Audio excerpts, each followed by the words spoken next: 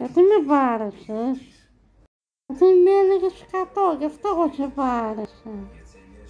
Είσαι μικρότερη μου, τι να σου να σε ένα σκατό. Ότι αυτό το σκατό που μιλάς μου σπάει τα νεύρα, τι δεν καταλαβαίνω. Δεν το ήξερα ότι όταν την βραβάρας κιόλας. Αποσύναμες εγώ το πήρα αυτό. Από ποιον να άξε, αν γίνει κάτι τέτοιο στο γυμνάσιο που πας, τρως και αποβολή. Στο γυμνάσιο όμως έχω πολλές φίλες. Και σου είπα, μη με ξαναβαρέσεις. Γιατί, θα το πεις στη μαμά? Ναι, και βέβαια όμως εγώ θα το πω στη μαμά.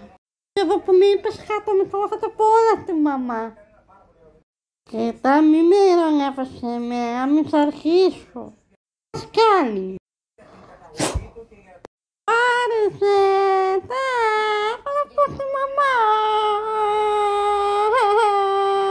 Να σε κάνετε κι εσύ με βάρπρο.